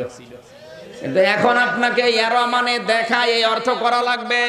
দুনিয়ায় যাররা পরিমাণে যদি ভালো খারাপ কাজ আপনি করেন, কিয়ামতে দুইটা র মানে দেখা, নাজারা মানেও দেখা। র মানে এই চোখ দিয়ে দেখা, আর নাজারা মানে গবেষণা করে দেখা। এই স্টেজটা আমার দেখা একরকম, আপনার দেখা আর এক রকম। আপনি দেখলে হয়তো মনে করবেন কি সুন্দর করে ফুল দিয়েছে, কত সুন্দর সুন্দর ফুল ঝুলছে, কি সুন্দর স্টেজ। আমি যদি দেখি না, আমি দেখবো এতগুলো স্টেজে, এতটুকু স্টেজে খুঁটি লেগেছে কমপক্ষে 100টা। কথা বলেন না কেন? আর আমার সঙ্গে সঙ্গে কোরআনের ওই দিকে ইঙ্গিত যাবে, বিগয়রি আমাদিন তারাউনাহা। আল্লাহ পাক বলেন, বান্দা এই স্টেজের দিকে তাকা আর আমার আকাশের দিকে তাকা। এতটুকু একটা স্টেজ বানাতে যদি 100টা খুঁটি লাগে, আমি বিশাল আসমান বানিয়েছি, কোনো খুঁটি দেয়নি। আমার ক্ষমতা কত বড়! তাহলে আপনার দেখার আমার দেখা এক। আপনার দেখার নাম আরবিতে র, আর আমার দেখার নাম আরবিতে নাজার। কথা বুঝতেছেন? আল্লাহ জীবনের দিকে যখন তাকাতে বললেন তখন কিন্তু র দেননি, তখন দিয়েছেন নাজার। ইয়া আইয়ুহাল্লাযীনা আমানুত্তাকুল্লাহা ওয়াল তানজুর নাফসুম মা কদ্দামাত লিগাদ। প্রতিটি ইমানদারের উচিত তার পেছনের দিকে তাকিয়ে গবেষণা করে দেখা যে আগামী দিনের জন্য তার প্রস্তুতি কতটুকু আছে। ও যদি এখন এই মারা যায়, এখন থেকে যে জীবন শুরু হবে, হ্যাঁ, আপনার যদি মনে হয় যে আমি ঝামেলায় আছি, আরে ভাই 60-70 খুব বেশি হলো না, 100 বছর। 100 বছর জীবনের জন্য যদি এত ঝামেলার ভেতর আপনি কাজ করতে পারেন, আখেরাতের জীবন তো আর 50-60-100 বছর না, ও কত 100 বছর কেউ জানে না। ওরকম বিশাল জীবনের ওপরে যদি আপনার সত্যি বিশ্বাস থাকে, অবশ্যই আপনি সময় বের করে নেবেন। আপনাকে সময় বের করা লাগবে আপনার নিজের প্রয়োজনে। এই জন্য আল্লাহ এখানে র দেয়নি, দিয়েছে না। যারা ভালো করে নজর কর, একটু চিন্তা ভাবনা কর, গবেষণা কর। 60 বছর বেঁচে থাকার জন্য যদি এত ফাঁকি দেওয়া লাগে মানুষকে, এত কিছু করা লাগে, তোর যে জীবনের শুরু হয়ে যাবে এখন, আর কোনোদিন শেষ হবে না। ওই বিশাল জীবনের জন্য তোর কি আছে তুই নিজেই বল। এই জন্য কাবা শরীফ যারা তাওয়াফ করে, ষষ্ঠ চক্করে কাবা সামনে নিয়ে আল্লাহকে বলা লাগে, আল্লাহুম্মা ইন্না আলাইয়া হুকুকান কাসীরান ফীমা বাইনি ওয়া বাইনিকা। হে কাবার মালিক, আমি তোমার গোলাম, তুমি আমার মালিক। আমাদের দুইজনের ভেতরে একটা দেনা পাওনা বাকি আছে। আমি তোমার দাস হিসাবে, গোলাম হিসাবে, বান্দা হিসাবে যা পাওয়ার তুমি আমাকে সব দিয়েছো। সেই বীর্য থেকে শুরু করে তুমি আমাকে আমির হামজা বানিয়েছো। আমি তো কিছুই ছিলাম না, যা দেওয়া তুমি গোলাম হিসাবে সব দিয়েছো, কিন্তু তুমি মালিক হিসাবে আমার কাছে অনেক কিছু পাও। আমি তো তোমাকে জীবনে কিছু দিতে পারিনি, আমি তো কিচ্ছু দিতে তোমাকে পারিনি। অন্তত তোমার একটা জিনিস এখন আছে, তুমি আমাকে মাফ করে দাও। এ আমার পুঁজি, এটা ছাড়া তোমাকে দেওয়ার মতো আমার আর কিছু নেই। সত্যি আপনি আল্লাহকে কিচ্ছু দেননি। আল্লাহর এক বুজুর্গ বান্দা বাজারে মাছ কিনতে গিয়ে দোকানদারকে টাকা দিয়ে, টাকাটা নিয়ে দোকানদার বলছে, বাবা এটা অচল, চলে না, কারণ এর মাঝখানে যে দাগটা থাকার দরকার ওই দাগটা নেই, আপনি দয়া করে এটা ফেরত নিয়ে যান, অন্যদিন দিয়ে যাবেন। যেই বলেছে এটা অচল, অজ্ঞান হয়ে গেছে। লোকজন বলে, আপনি অজ্ঞান হয়ে গেলেন কেন? আপনাকে তো দোকানদার মারে নাই। বলে না, আমি অজ্ঞান হয়েছে এই কারণে টাকাটা দিয়ে ওলট পালট করে দেখে বলছে এটা অচল, চলে না। আমি সঙ্গে সঙ্গে চিন্তা করলাম, আমারও জীবনের একটা 100 টাকার নোট আছে, তার নাম হায়াত। আমি যদি এখনই মারা যাই, আল্লাহ যদি আমার হায়াতটার দিকে তাকিয়ে বলে আমির হামজা এটা অচল, কারণ এর ভেতরে শিরিক দেখতে পাচ্ছি, আমি এর ভেতরে মানুষ ঠকানোর গোনা দেখতে পাচ্ছি, এই জীবন নিয়ে আমার জান্নাতে যাওয়া যাবে না, আমার কি হবে তখন? এই চিন্তা করে আমি সেন্সলেস হয়ে গেছি। তাদের চিন্তা ভাবনার আমাদের কোন ধান্দায় আছে? আমরা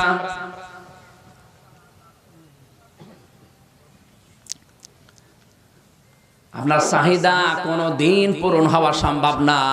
আল্লাহ নিজে ঘোষণা দিচ্ছেন, আলহাকুমুত তাকাসুরু হাত্তা যুরতুমুল মাকাবির।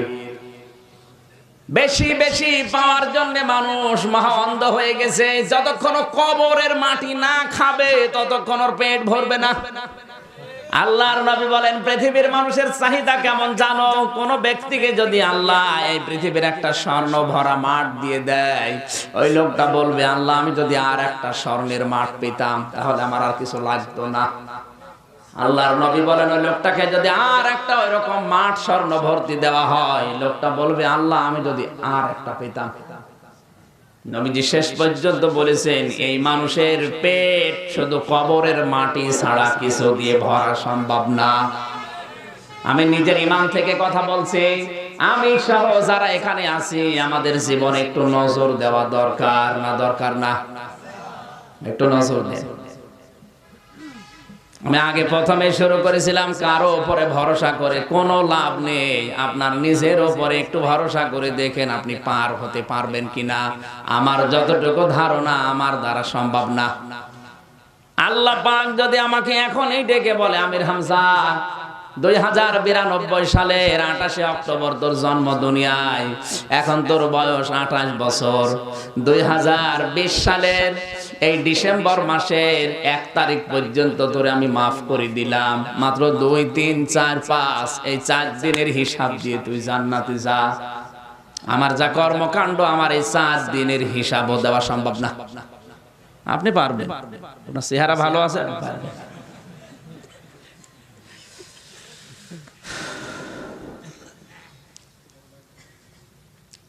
প্রত্যেকেই নিজের জীবনের এই 50, 60, 70 বছরের দিকে তাকান, আসলে আপনি পার হতে পারবেন কিনা।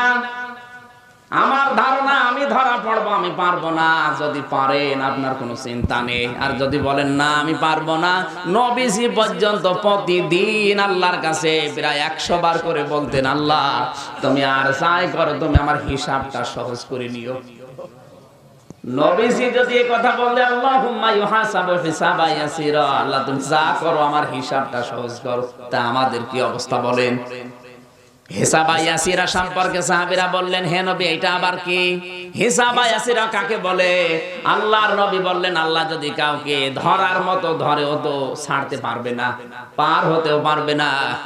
ওর জীবনের অপরাধগুলো আল্লাহকে স্মরণ করাবে, এই ভিডিও ক্যামেরার মতো দেখাবে। দেখ দেখ তো তুই কাকে কাকে কষ্ট দিয়েছিলি, কাকে থাপ্পড় দিয়েছিলি, কাকে অপমান করেছিলি, কাকে বিপদে ফেলিয়েছিলি, এই যে ক্যামেরায় দেখা যাচ্ছে। দেখ ও কিচ্ছু অস্বীকার করতে পারবে না, কারণ ও ভিডিও ক্যামেরার মতো দেখতে পাবে।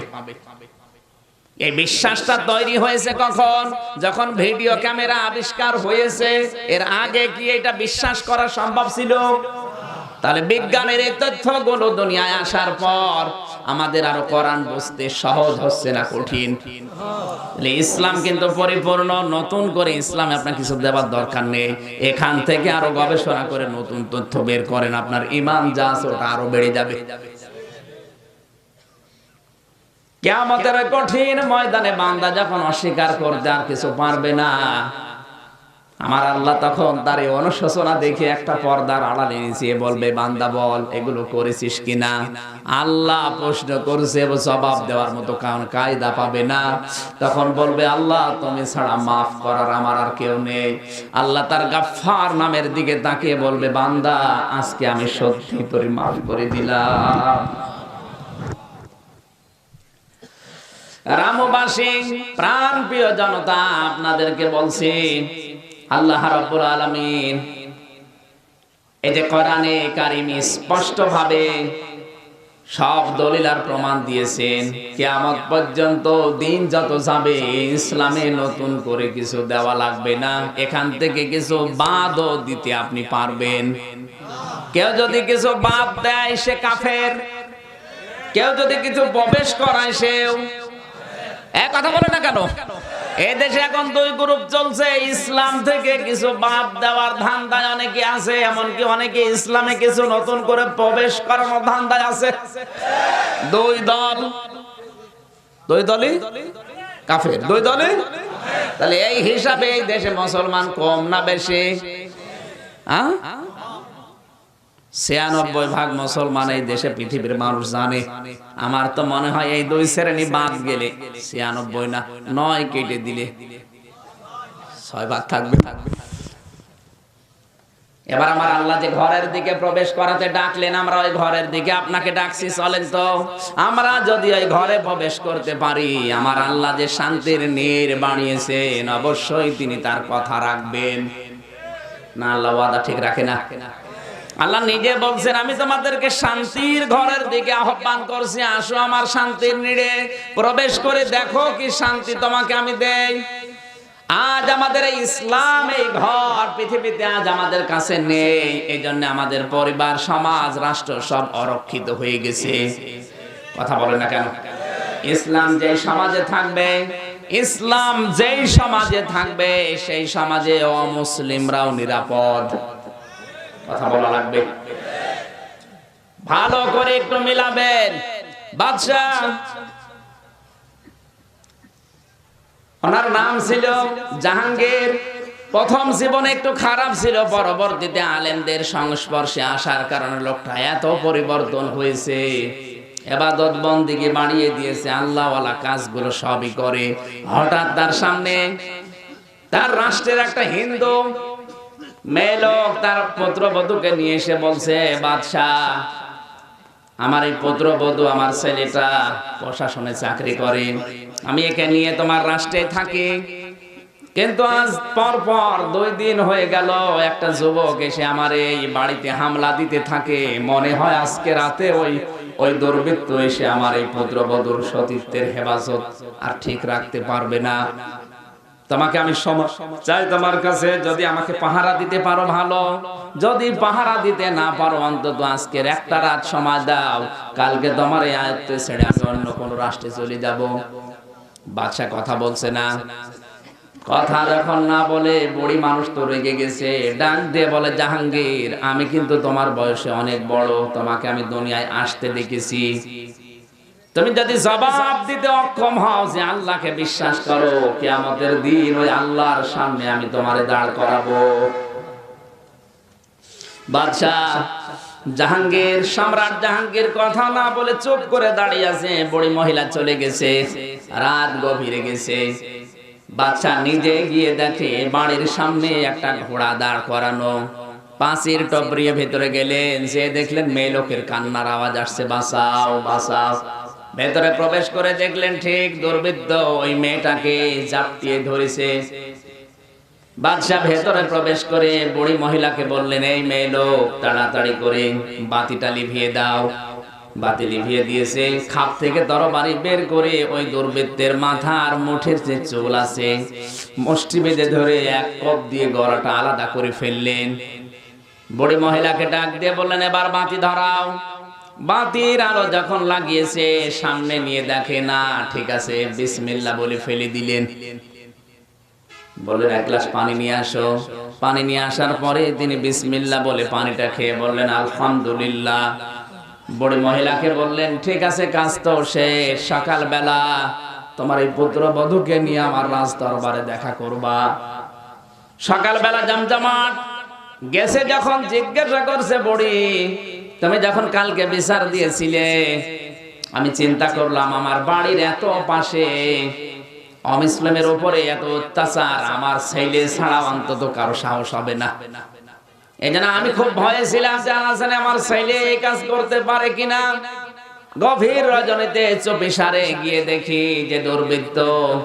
ছেলে যদি হয় তাহলে তোমার মায়া লাগবে, আল্লাহর বিধান থেকে আমি দূরে সরে যাব। এই কারণে তোমাকে বললাম বাতি লিভিয়ে দাও। বাতি লিভিয়ে শেষ করে নিয়ে ওকে আগে হত্যা করার পরে বলেছি বাতিটা জ্বালাও।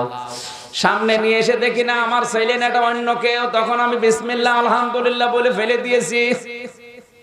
তোমার কাছে পানি চেয়েছিলাম কেন জানো? তুমি যখন বিচার দিয়েছিলে ওই সময় থেকে আমি চিন্তায় ছিলাম, যদি সঠিকভাবে বিচার করতে না পারে কিয়ামতে আমারও বিচার হবে। এই চিন্তা করে ওই সময় থেকে ওই রাত পর্যন্ত কিচ্ছু পান করিনি, খায়নি। ওই সময় তোমার হাতে শুধু পানি খেয়েছি। ইসলাম মানলে অমুসলিমরা পর্যন্ত নিরাপদ, তার বাস্তব প্রমাণ বাদশাহ জাহাঙ্গীর। সঙ্গে সঙ্গে মাথার যে মুকুট ছিল খুলে ওই মেয়ে লোকটার পায়ের কাছে রেখে দিয়ে বললেন, বুড়িমা, আমার মাথার এই মুকুটের যত বড় দাম হোক, আপনার আপনার এই পুত্রবধূ অমুসলিম, তাতে কি হয়েছে? তার ইজ্জতের যে দাম, তার চাইতে আমার এই মাথার টুপির মূল্য আপনার এই পুত্রবধূর ইজ্জতের অনেক বেশি মূল্য এই টুপির চাইতে। আমি এখান থেকে যে শিক্ষাটা নিয়ে আসতে চেয়েছি, ইসলামের এই ঘর যদি আমার এই 52,000 বর্গ মাইল যদি সত্যি ইসলাম নামক এই ঘর আমরা বানাতে পারি, 4টা খুঁটি দিয়ে, 4টা বেড়া দিয়ে, 4টা চাল দিয়ে, একটা দরজা দিয়ে, 2টা জালানা দিয়ে, 3টা ভেন্টিলেটর দিয়ে, আল্লাহর কসম আমরা এই পৃথিবীর এই জমিনে 56,000 বর্গ মাইলে কেউ অশান্তিতে থাকার কথা না। সবচাইতে বড় উপকার হচ্ছে ইসলাম নামক যে ঘরে আল্লাহ প্রবেশ করতে জানিয়েছেন। আমার সামনে কোরআন আছে, যদি এই ঘরে সত্যি আমরা প্রবেশ করতে পারি, আল্লাহর কসম করে বলছি, এই দুনিয়া থেকে বিদায় নেওয়ার আগে আপনি ঈমানটা নিয়ে যেতে পারবেন। যদিও আপনি গুনাহগার, যদিও আপনি অপরাধ প্রবণ মন নিয়ে চলাফেরা করছেন, ইসলাম নামক ঘর যদি কায়েম হয়, আল্লাহর কসম এই দেশ থেকে বিদায় নেওয়ার আগে আপনার ঈমান নিয়ে যেতে বাধ্য করবে। খলিফাতুল মুসলিমিন হযরত ওমর রাষ্ট্রের দায়িত্ব পালন করে বাড়িতে এসে দেখলেন ঘরের বারান্দায় একটা লাশ পড়ে আছে, মাসুম বাচ্চা, 12 টুকরা করা। চিন্তা করেন, আমার দেশে কোরআনের আইন চলে, এখানে 12 টুকরা করে লাশ ফেলে রেখেছে কে? তদন্ত কমিটি গঠন করলেন, কে করেছে এই কাজ দেখো।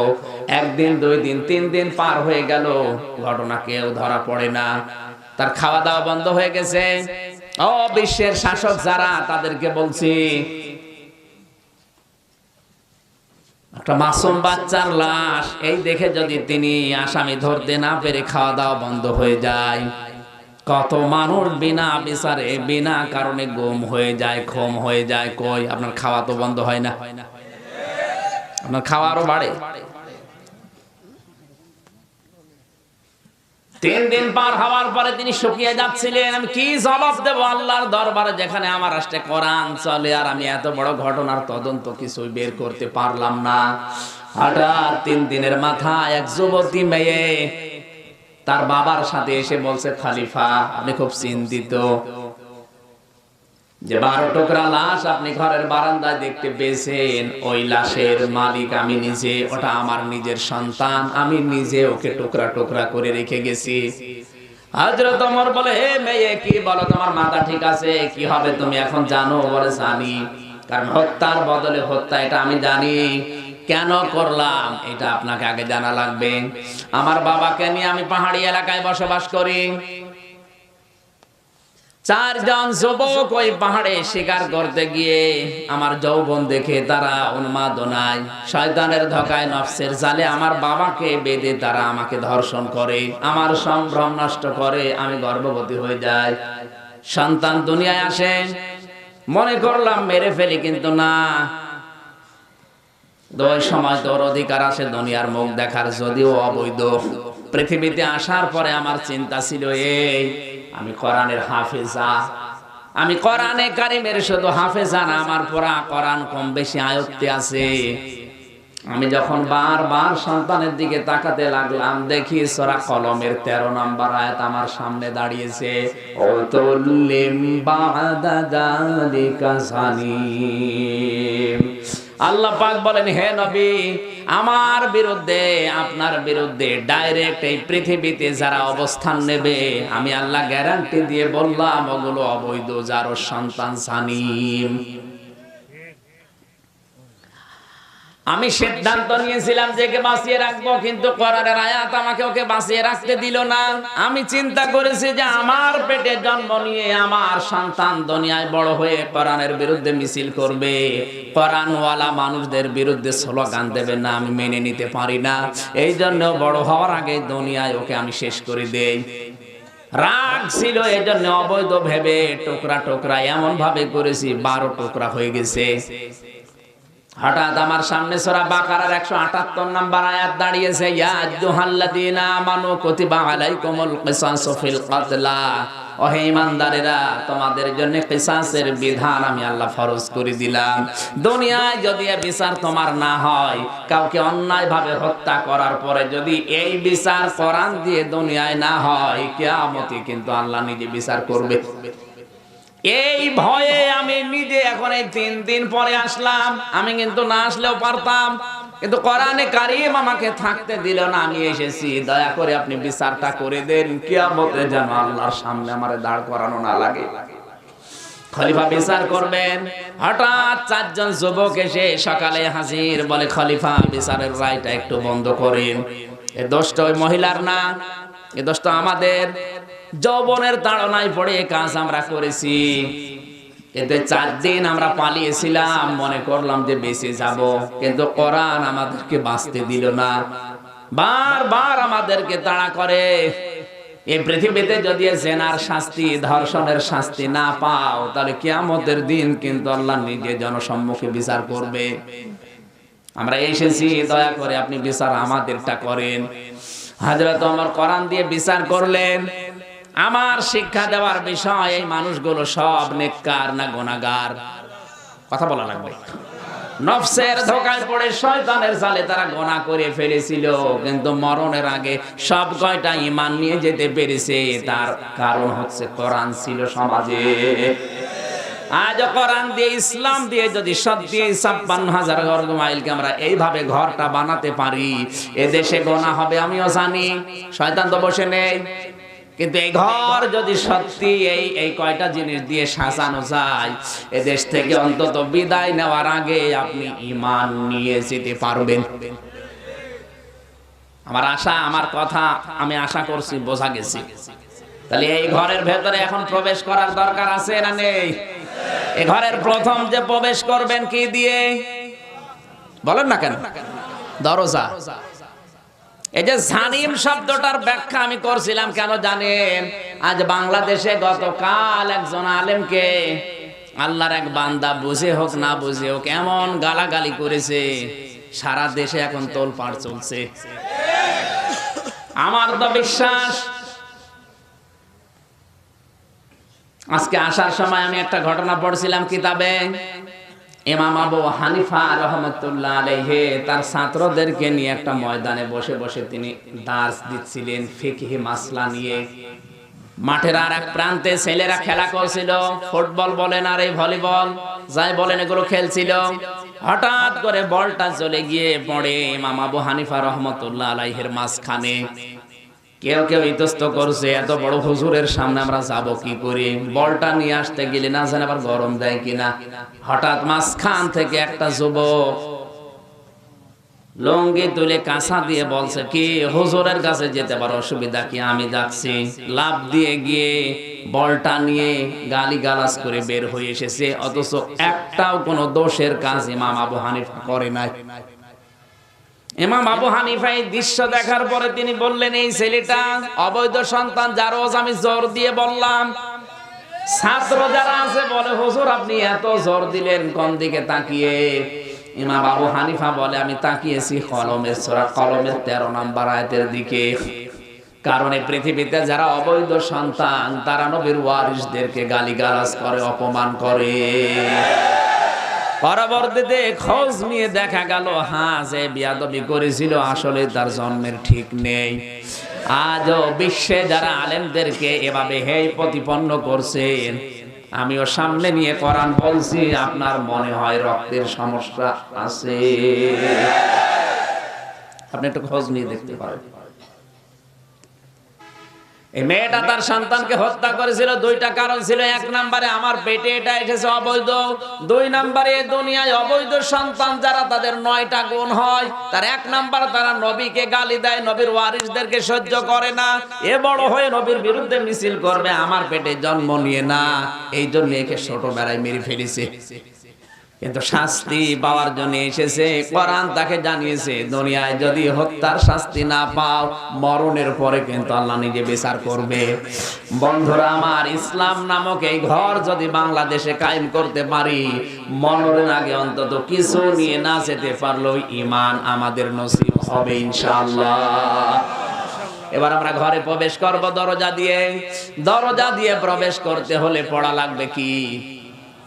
জবান খুলে পড়েন লা ইলাহা ইল্লাল্লাহ, লা ইলাহা ইল্লাল্লাহ, লা ইলাহা ইল্লাল্লাহ মুহাম্মাদুর রাসূলুল্লাহ। ঘরে প্রবেশ করলে বসে থাকলে হবে। এই ঘরের জন্য গুরুত্বপূর্ণ যেটা, ওই খুঁটির দিকে আপনি আগে তাকাবেন। 1 নাম্বার খুঁটির নাম বলেছিলাম সালাত বা নামাজ।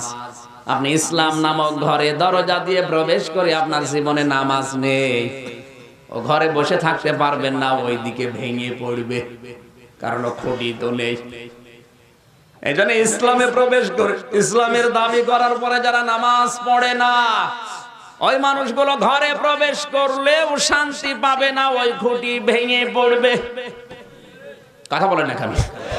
নামাজ এত বড় গুরুত্বপূর্ণ খুঁটি ইসলামের জন্য। নবীজি বলেন, মেয়েদের যখন সন্তান দুনিয়ায় আসে, প্রথমে পানি দেখা যায়, এরপরে রক্ত দেখা যায়, এরপরে সন্তানের মাথা দেখা যায়। এই পানি যখন আসতেছে, এই অবস্থায় যদি এই মেয়েটার নামাজের সময় এসে যায়, তাহলে তোলার ভেতরে সন্তানের মাথাটা বিছিয়ে বলো নামাজ আদায় করতে। এত বড় গুরুত্বপূর্ণ বিধান, আর আপনি চা খেতে খেতে নামাজ নষ্ট করেন। আপনি মানুষ, এই ঘরে প্রবেশ করলে আপনি থাকতে পারবেন না, ভেঙে পড়বে, কারণ ওই কোলে কি নেই?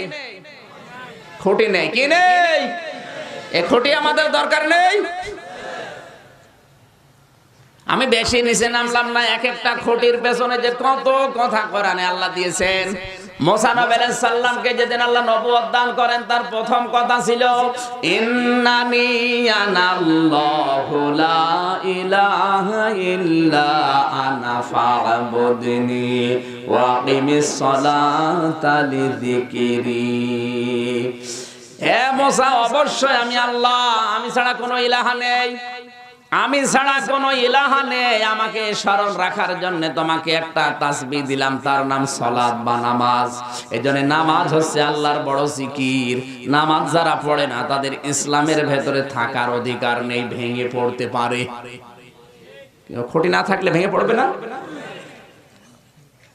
মুসা নবী আলাইহিস সালামের জামানায় একজন মেয়ে লোক জিনা করে এসেছে, ডাক দিয়ে বলছে, আল্লাহর নবী, আমি জেনা করেছি, একটা সন্তান ছিল অবৈধ পেটে, ওটা হওয়ার পরে মেরে ফেলেছি।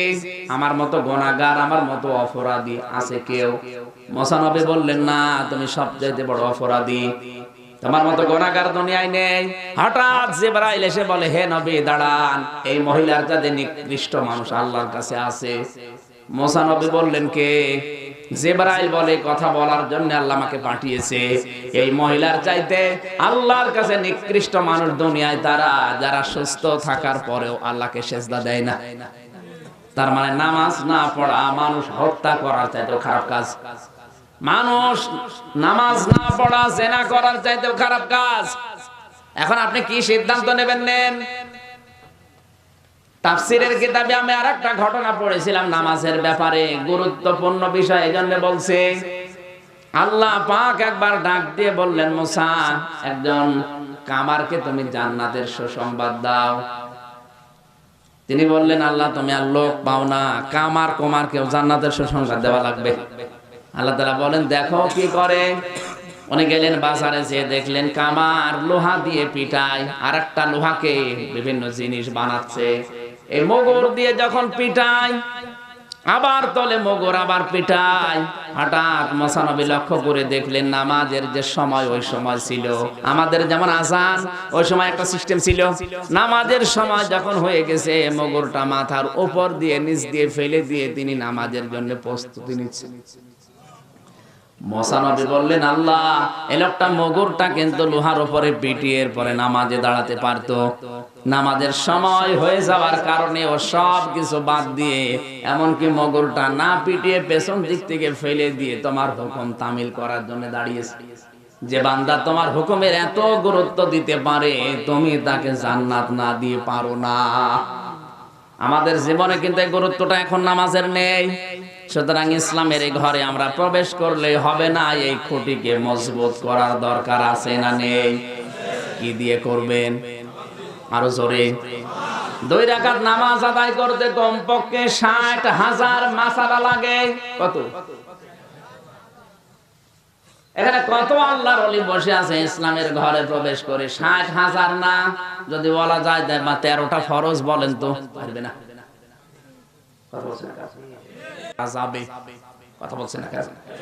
তাহলে মৌলিক কি পেলাম? সামিয়ানার খুঁটি। আল্লাহ নামাজটা দিয়েছেন, ফরজ যে বিধানটা একটু খেয়াল করবেন। ইসলামের কোন জিনিস অনর্থক না, প্রতিটি খুঁটি কিন্তু গুরুত্বপূর্ণ। এখান থেকে আল্লাহ একটা শিক্ষা মানুষকে দিতে চায়। ও আমার বান্দা বান্দিরা, আমি কিন্তু নামাজের ভেতরে মৌলিক বিষয় দিয়েছি কয়টা? বলেন না কেন? মৌলিক বিষয় 13টার 12টা আপনি আদায় করেছেন, একটা করেননি। তাহলে আপনার ওই 12টা আদায় করার সওয়াব। ঘুমাচ্ছেন না? জবাব দেওয়া লাগবে তো ছাত্রের মতো। কেমন ছাত্র আপনি? 13টা ফরজের 12টা আদায় করলেন, একটা করেননি, আপনার সওয়াব কয়টা হবে? একটা না, 0 0।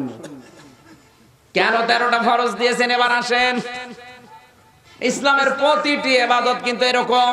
নামাজে, রোজায়, যাকাতে, হজে যত রকমের ফরজ আছে, কোরআনে প্রায় 500 ফরজ আছে। কয়টা? এই 500 ফরজ সবগুলো মৌলিক জিনিস দিয়ে পরিপূর্ণ।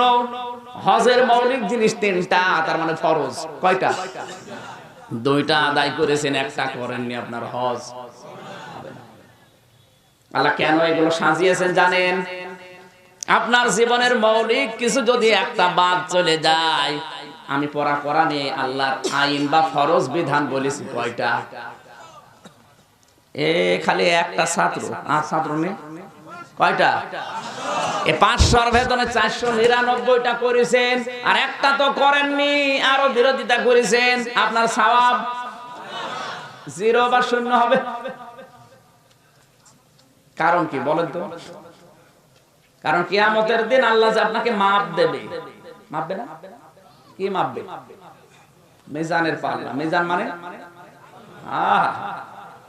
মিজান মানে দাড়ি পাল্লা কোথাও নেই। মিজান মানে মানদণ্ড। বাস্তবে আসবেন। ইসলাম বুঝতে হলে মানধাত আমলে চিন্তা বাদ দেন। এতদিন অনেক ভুলভাল বুঝেছেন, সঠিকটা বলছি এবার। মিজান মানে কিন্তু দাড়ি পাল্লা না, মিজান মানে মানদণ্ড। আর কিয়ামতের দিন আল্লাহ মাপবে আপনার আমল। আমল মানে আমল মানে কি? হ্যাঁ, কাজ। আমল মানে কাজ না, ভালো কাজ বলে না, আমল মানে কাজ। আমি এখন যদি বলি যে এই প্যান্ডেলটা মেপে দেন, তো দাড়ি পাল্লায় তুলে দেবেন। কি দিয়ে মাপবেন? ফিতা দিয়ে, গজ দিয়ে, মিটার দিয়ে। কথা বলেন না কেন? এটা যদি আপনি এই কত ইঞ্চি আছে সোতা দিয়ে, মিটার দিয়ে মাপ দেন, তাহলে বুঝবেন পুরা প্যান্ডেলটা অন্তত 2 বিঘা জমির উপরে আছে। এটা মাপের একক। এটা মাপের কি? এখন যদি বলি ভাই আপনি আমার এই তেল মেপে দেন, এই পানিটা মেপে দেন, পানি মাপতে হলে ফিতা লাগে কি? হ্যাঁ, স্ট্যান্ড লাগে, সিসি লাগে, লিটার লাগে, যে কয় লিটার কয় কেজি পানি আছে আপনি যদি দাড়ি পাল্লায় তুলে দেন মাপতে পারবেন। কথা বলেন না কেন? এখন যদি আপনাকে বলি ভাই আপনি এই কাজ মেপে দেন, 5 কেজি কাজ। কি কাজ? কাজ কাজ বোঝেন না? আমল মানে কি? কিয়ামতের দিন বললাম যে আপনি কাজ মাপেন, তাহলে 5 কেজি কাজ দাড়ি পাল্লায় তুলে দেবেন না? মানে এতদিন তো আমরা এটা জানি যে কিয়ামতের দিন আল্লাহ আমল মাপবে। আমল মানে কাজ কিভাবে মাপে? দাড়ি পাল্লা দিয়ে। কি দিয়ে? মিটার দিয়ে, গজ দিয়ে, সিসি দিয়ে। কি বলেন? মানে আর কি মারো? মানদণ্ড কি? হাইকোর্টের সামনে কিন্তু মানদণ্ড দেওয়া আছে। ওর নাম কি? দাড়ি পাল্লা। কি কোন কারণে ওখানে সরকার দাড়ি পাল্লা টাঙিয়েছে, অথচ দাড়ি পাল্লার বিরুদ্ধে? দাড়ি পাল্লা টাঙিয়েছে কোন কারণে? সরকার বোঝাতে চায় দাড়ি পাল্লার 2টা পাল্লায় সমান, একদিকে ঝোলা। তার মানে একেবারে সমান সমান নির্ধারিত করা আছে। এখানে গেলে অন্তত কেউ অফিসার পাবে না, যদিও এখন অনেকে পায়। অত জোরে বলার দরকার নেই, আস্তে আস্তে। এই যে এখানে যে দাড়ি পাল্লা টাঙানো, এই দাড়ি পাল্লা দিয়ে সরকার বোঝাতে চায় কি মানদণ্ড, কি বোঝাতে চায় যে এখানে অন্তত ন্যায় বিচার পাওয়া যায়। একদিকে কেউ ঝুলে যাবে, একদিকে উঁচু হবে তা না, এখানে আসলে সঠিক বিচার পাবে। এর নাম দাড়ি পাল্লা। এর নাম কি? মিজান মানে মানদণ্ড। কাজ মাপতে হয় লিটার দিয়ে না, কেজি দিয়ে না, দাড়ি দিয়ে না, কি দিয়ে? এই মানদণ্ড কি? মানদণ্ডের একক হচ্ছে গুরুত্ব। মানদণ্ডের একক কি? একটা কাজ মাপতে হয় গুরুত্বের ভিত্তিতে। তাহলে নামাজের মৌলিক গুরুত্বপূর্ণ বিষয় ছিল কয়টা? 12টা আদায় হয়েছে, একটা হয়নি। ওই কাজের কোনো গুরুত্ব বলেন? হ্যাঁ, এটা বোঝা লাগবে আগে। নামাজের ভেতরে ফরজ বেশি না বাইরে ফরজ বেশি? বাইরে ফরজ কোনটা? শরীর পাক। নামাজের ভেতরে ফরজ 6টা, বাইরে 7টার একটা বেশি আছে। একটা বেশি কি বলেন? জোরে বলেন। শরীর মানে আমার 3.5 হাত বডি না। ইসলামের কথা ছোট কিন্তু ব্যাখ্যা অনেক বেশি। শরীর বলতে শুধু 3.5 হাত বডি না, আমার কাছে শরীর হচ্ছে আমার পরিবার, আমার রাষ্ট্র, আমার সমাজ, আমার পৃথিবী। আল্লাহর নবী জানিয়েছেন তাম দুনিয়ার সব মুসলমানের একটা শরীরের মতো। যদি কোনো জায়গায় কারো আঘাত লাগে পুরা শরীর যেমন টের পায়। আমেরিকায় যদি কোনো মুসলমান কষ্ট পায়, বাংলাদেশ থেকে করা লাগবে। এটা শরীর।